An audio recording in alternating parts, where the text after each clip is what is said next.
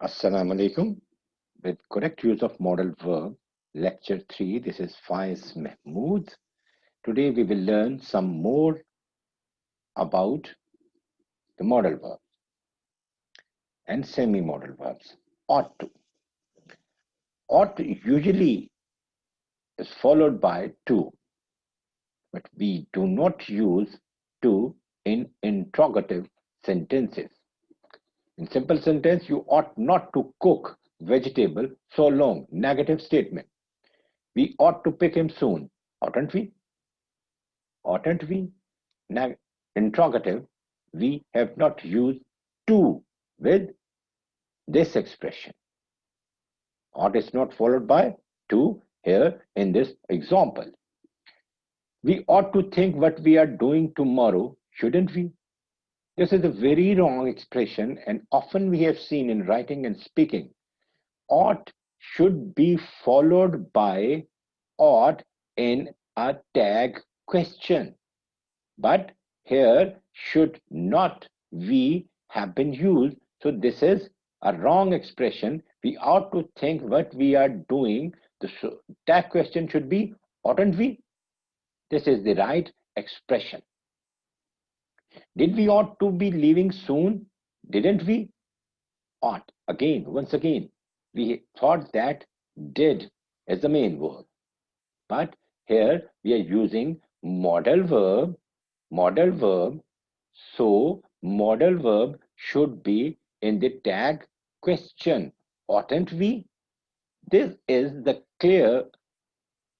right thing to use while we are writing or speaking.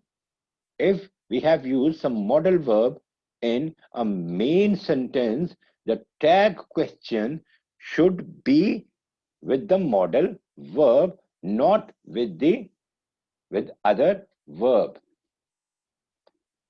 There are some more modal auxiliary verbs. Had better. Had better means to give advice.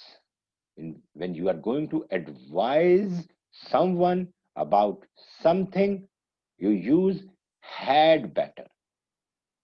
You had better check the doors are closed. You had not better check the doors are closed. This is wrong expression. There should be nothing between had and better. If you want to use not or anything, it should be after this expression. This had better cannot be broken, and no other word can come between them. You had better not check the doors are locked. This is the right expression if you are using not with had better. Not should come after had better, not between had and better. Have to, when there is a necessity and obligation of some kind, we use have to. Do you have to do it? It means, do you have some obligation, some moral necessity to do that thing? They have to take the whole course again. They are forced to take the course again. And in negative or interrogative, we use do and did. They do not have to take the whole course again. They did not have to take the whole course again. Do they have to take the whole course again? Or did they have to take the whole course again?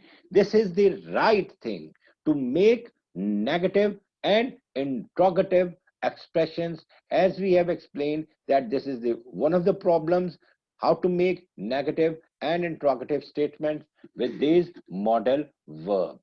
So in this lecture, I'm explaining these problems which we have talked about in our very first lecture. Now, there's another expression, have got to.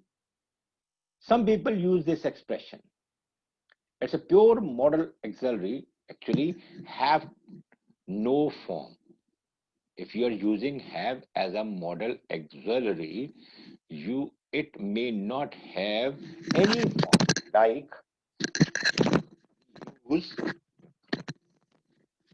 had as a second form of have in past expressions. But here in modal verbs, we cannot transform it into had.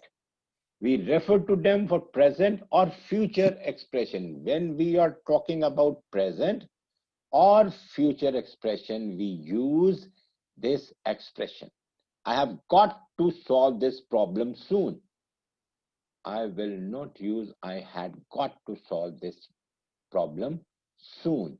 This have had no past form, as we have learned in the previous lecture. But have to and be able to, both of them, have full tense form also. We can also use them with other modal auxiliaries. He might have to solve the problem. Might will followed by the first form. So this modal auxiliary can also be used with other modal verbs, and this be able to can also be used with other modal verb. Thank you very much for watching. We will be here with the next lecture, lecture number 4, which is the last lecture of this series. Don't forget to subscribe my YouTube channel and like my Facebook page. Thank you very much. See you in the fourth